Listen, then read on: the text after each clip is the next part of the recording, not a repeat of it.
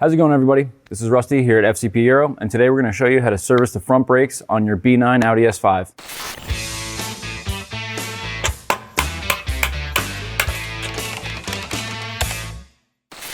So, in front of me is the two-piece floating rotor design accompanied with the street track sport pads from 034 Motorsport, as well as the hardware, the shims, the brake wear indicator, and the lubricant you may need to install this brake pad kit. Some of the aspects of this 034 Motorsport brake pad and rotor kit are the two-piece floating rotor design with the aluminum hat, as well as the ability to service these rings down the road.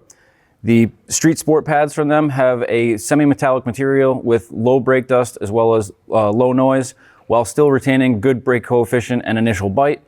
These are great for a light track and some street applications. And that being said, these rotor rings are actually serviceable. So down the road, you can reuse the aluminum hub, replace the hardware, and replace the outer rings here, should you find yourself keeping the vehicle for a while or doing some heavy track driving. And as far as service intervals go, luckily this vehicle is equipped with a brake wear sensor, so at the absolute minimum, you will have a brake warning on the dash. However, my good rule of thumb is when the brake pads are about the same or close to the same dimension as the backing plate, it is definitely time to replace the pads because you're starting to reduce heat transfer.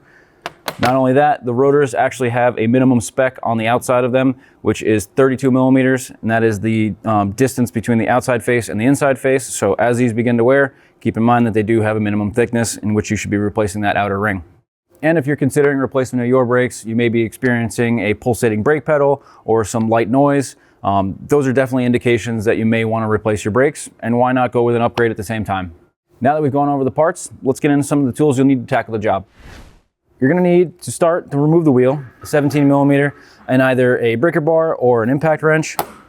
I also will be using wheel hangers during the job.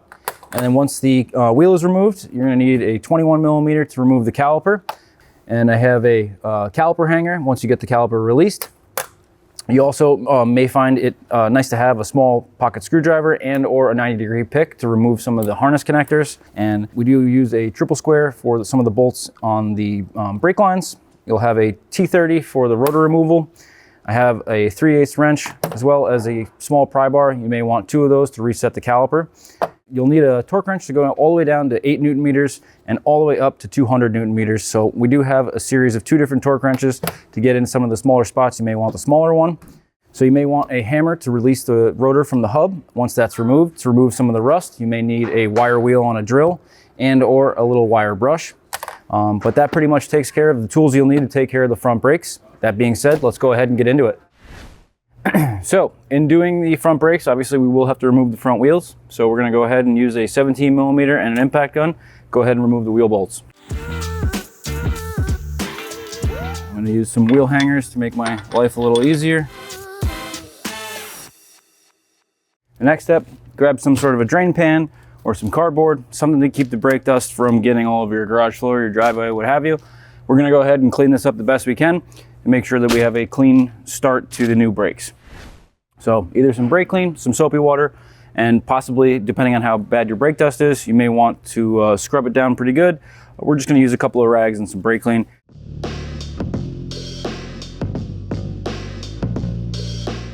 All right, and then before we start removing the caliper, we want to make sure that we get the brake pad wear sensor out of the way. That's why we're showing you guys the driver's side. The driver's side on the front axle is the only side on this vehicle that has a brake wear indicator. It will be the exact same on the other side, minus the sensor being there. All right, so there is a brake wear sensor connector directly behind the steering knuckle right here. With the gloves on, it might be a little bit hard for me to get this connector off, so I am going to use a little 90-degree pick and work the clip open. There we go, get that harness loosened up. Now we can get the brake wear sensor off. You may want a small pocket screwdriver and get underneath the bracket while prying the tab away and turn it 90 degrees to release it from the bracket. And you also need to pry off the inside brake bleeder screw boot in order to get the harness loose and popping it out of the provisions in the caliper. Once that is loose, you could remove it now by wiggling it out, but we'll just go ahead and pull that out once the pads come out. All right, so you'll notice here there is a small tab we have to release first with a small pocket screwdriver. You don't want to break it. It should stop when it engages. push the clip in, and it's gonna fight us a little bit. Use a little brake clean, clean out the connector. You're gonna go ahead and use the 90-degree pick again. You're gonna wanna get it under the front of the connector and carefully pry until it is released. You just wanna pull up the tab right here to get that connector off. But it may be full of dirt, debris, and some brake dust in there, causing it to stick on a little bit when you go to pull it off. So now that we have this connector freed up, we're gonna go ahead and follow up the harness and free that up all along that bracket to get that ABS harness out of the way. So once you've released that harness, you can kind of just pull that out of the knuckle. I'm gonna go ahead and just hang that up top here, get that out of my way. Now, before we go ahead and remove the caliper again, we do wanna just release these triple squares on the back of the knuckle.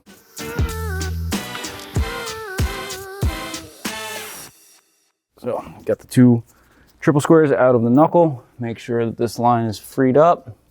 Now we can start to depress the caliper before we remove it.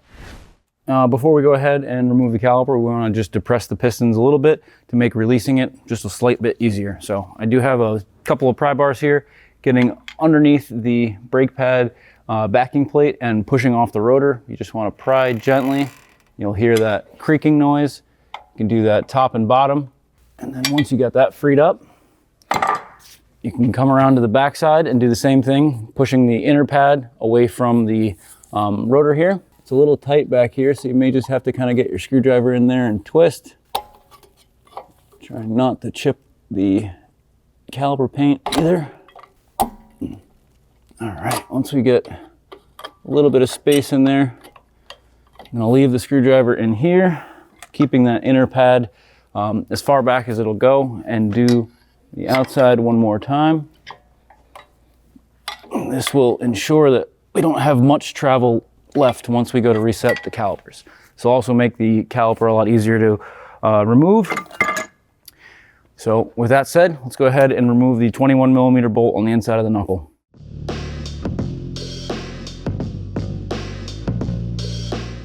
Now that we've got the caliper loosened up, don't just go ahead and pull the caliper off. As I said before, there is a hard brake line that connects to the soft line, and we did unbolt that. So we're just gonna gently pry it off the knuckle, making sure that we don't kink or bend that line. We've already got a hook secured up here. So once we get this off, go ahead and hook this in up here. In theory, there we go. All right, we're gonna put this off to the side, continue on the rotor here. So it's a T30 securing the rotor to the hub. Just go ahead and remove that. Set that off to the side. This rotor may need a little bit of force to remove it. It's a little bit rusted to the hub, so just a couple of taps with a hammer, and you'll see it pop off. Go ahead and slide your rotor off. All right, now we're gonna go ahead and just clean up the hub surface before reinstalling the new rotor. And now once you've cleaned up the backing plate, we can go ahead with a wire wheel or a wire brush, even some sandpaper, and just clean up the mating surface of the rotor to the hub, along with the support for where the wheel will be resting. So let's go ahead and do that. All right, so we're now ready for reassembly. Go ahead and make sure you have the correct side for the vehicle. As we discussed in the intro, there is a rotation indication. That arrow should be pointing, when at the top of the rotor, should be pointing towards the front of the vehicle. These cooling fins will be exposing air out of the center. So if you have it reversed, it will actually be sucking that in. So it is very important that you make sure that you have the direction of the rotor proper.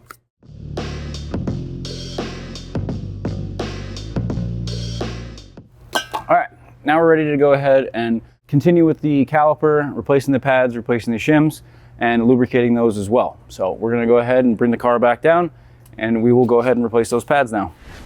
All right, so in order to release these pads, if they are a little bit stuck, you just kind of pivot out the inside edge. This one's starting to get a little jammed up, so I'm just gonna take a pry bar and just release it from the shims. And you should note that the pads coming off are gonna have some different shims on inside and outside. So if you aren't going ahead with this exact kit, keep in mind that the inner and outer pad are specific. So similar to the other side, we're just gonna pry that out, get this back into the center. And this is going to have that brake wear sensor, which I'm not going to be able to get out. So I'm going to use a pry bar and just kind of pop this out of the position, allowing me to pull that through. So brake pad and sensor have been removed. So disregard what I just said. When we were removing the other side, I did notice that one of the shims was missing. Kind of looked like it was the inner pad. You can see that the pistons were starting to wear on the shim or the pad backing plate where there was no stainless steel shim. This is going to create some added noise. This is going to create a possible rattle. And also the new pads, when we will be putting them in, do have some 3M tape to keep those stuck to the pistons. So aside from the ones that we're putting in, if you're doing your own factory brakes or a factory OE setup, just make sure that you have the shims on all 4 of these. Or if you're just taking your calipers off and doing some service, otherwise, make sure that you don't lose these shims upon reinstallation. All right, so did want to show you the 4 shims that are located at the 4 corners of the caliper where we just removed the pads. Before we go ahead and do that, I'm going to just continue to clean up some of the brake debris that you see behind the brake pads along the piston seals, so that if we can make sure we can get these as clean as possible, we won't have any potential for any of the seals getting cut or ruptured. So with that being said, let's just hit that with some brake clean once more. And just like before, if you got a rag handy, go ahead and try to wipe it out the best you can, making sure to not leave anything behind. This rag is already destroyed. So you can see already the seals on the inside of that caliper are like an orange-red color. So we want to make sure that we try to get as much of that debris out of there as possible. And again, we will be installing some pads that have a 3M adhesive backing. So you do want to make sure you have a clean surface for those pads to stick to make sure that we don't have any unwanted rattle.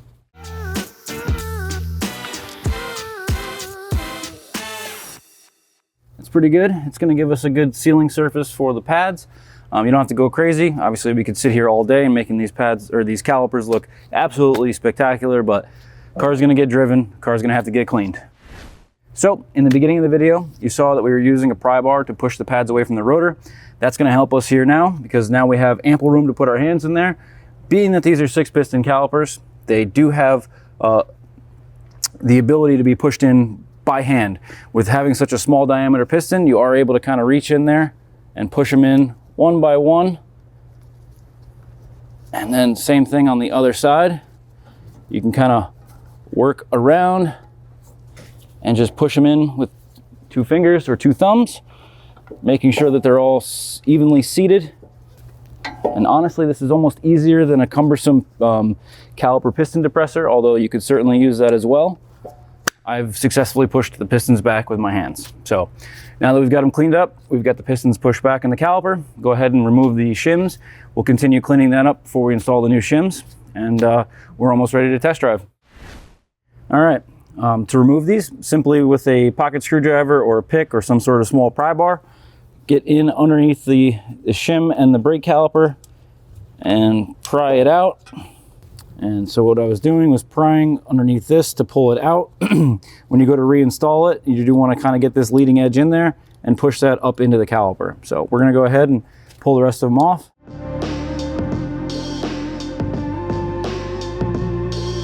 So it's going to be a little bit tricky to show this on camera. I do have some large hands and it is kind of a tight space. But as I said before, you do want to make sure that the little curled clip gets installed first, and then you kind of push this up in, and this will collapse this clip inside of there. So we'll try our best to show you.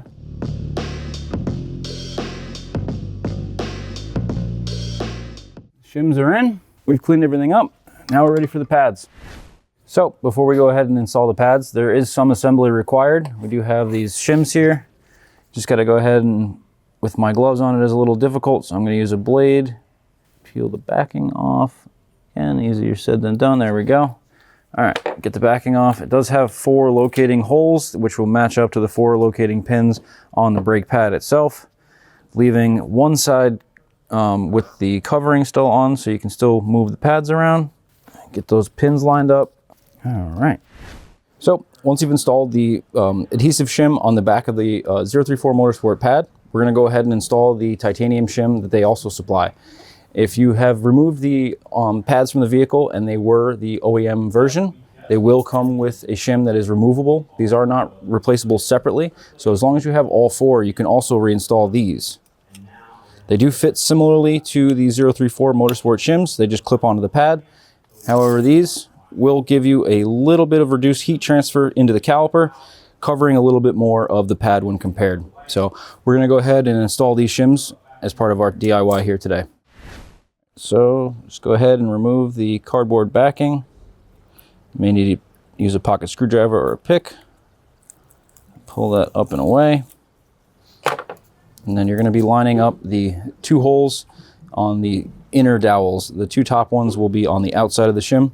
So kind of eyeball it, keeping your fingers on the outsides of the pad to make sure that the shims sit parallel to the actual pad, making sure that they don't overlap, and then firmly press and adhere the shim to the backing plate. There we have it. Go ahead and do the same thing to all four pads.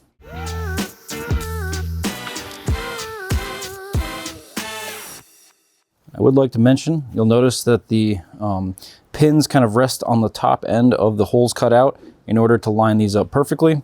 So don't try to center those, kind of rest the shim on the top of that as you go to adhere that, and you'll line up the sides perfectly.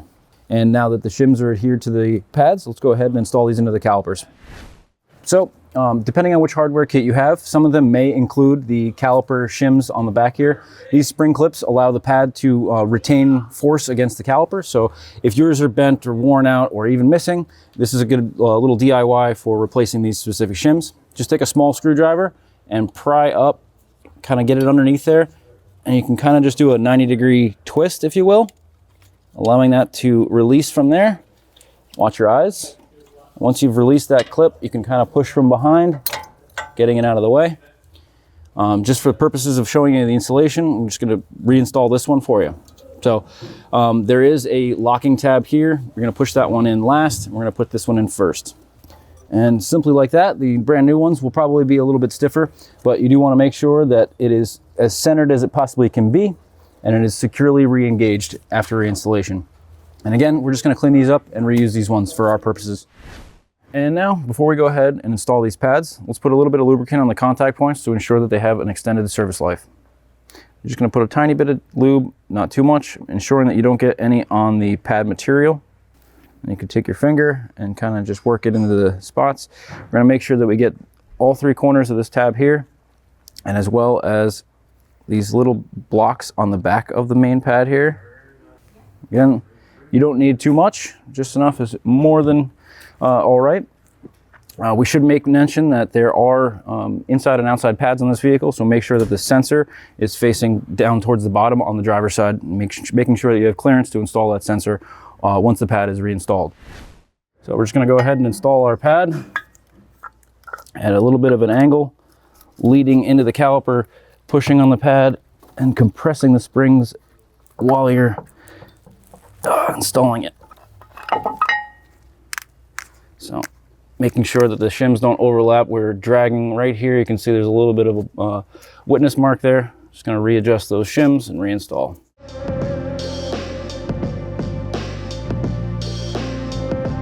The pads should fit firmly in there. You may need an additional lubrication or the help of a pry bar to get it firmly seated into those clips.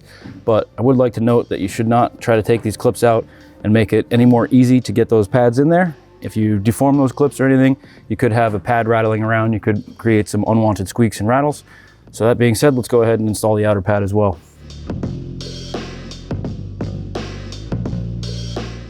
All right, after you sweat a couple times and pulled every muscle in your hand,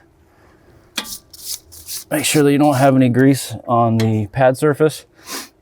Make sure that the brake pads are securely seated into all four shims, and make sure that the shims in the back of the caliper are firmly pressed against the back side of the pad, which you can see from the outside. So get a good look at that before you go ahead and install, and then we'll get the hardware ready to go. We'll install that caliper on the knuckle. All right, now that you got your pads installed, we're gonna go ahead and remove the caliper from the hook that we have here. And then off to the side, get our ABS harness out of the way as well. And when you go ahead and install this, you do have to make sure that you clearance the brake line around the caliper carrier at the same time that you're sliding this on. And make sure to pull this out, but not too far, not to bend it and disform it. It's kind of a dance, if you will. All right, we're gonna go ahead and resecure the caliper at the top here before resecuring the line to the knuckle. The two 21mm bolts in the back, these will be torqued to 200 Newton meters once we get them installed.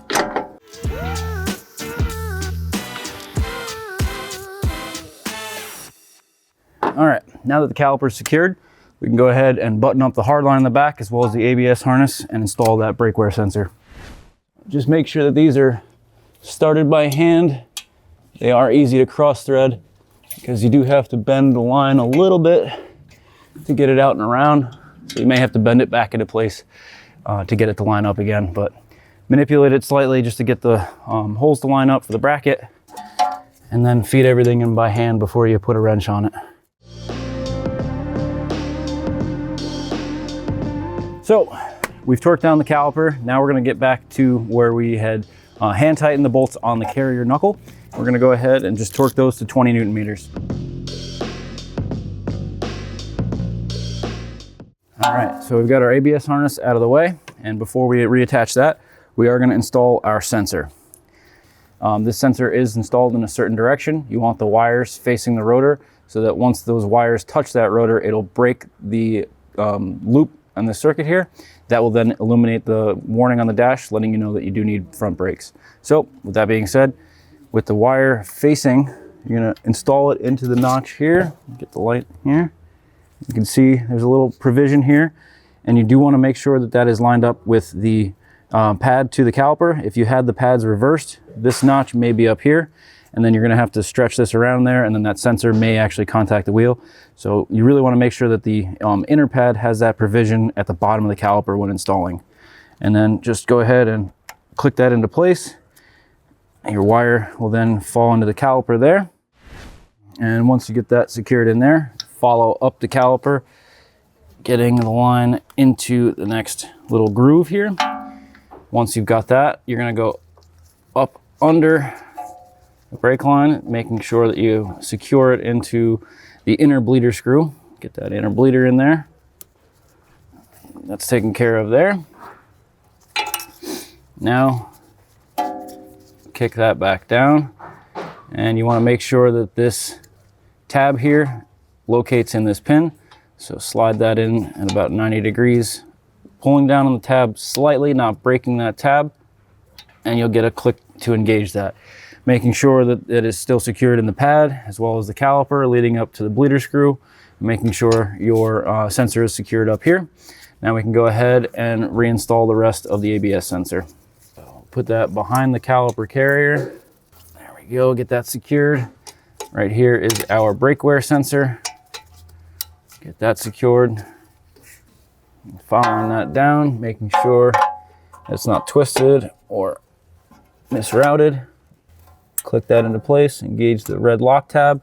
And just go ahead and make sure that your harness is routed correctly. Make sure that you have securely tightened all of your hardware. And now you're ready to get the wheels back on the vehicle and go for a test drive, following the bed-in procedures in the box for the pads and rotors.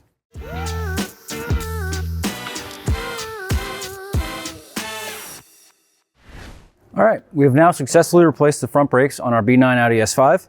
Last step before going for a road test, we've got the wheels back on. Let's go ahead and torque them to spec. We're gonna be torquing these to 120 Newton meters. I just wanna say, I hope you guys enjoyed today's video. If that is the case, please hit that like button. If you have any questions, comments, or concerns, drop them in the comments section below. We'll have plenty more DIYs on this vehicle and many others like it, so please go ahead and subscribe. And as always, we'll catch you guys in the next one.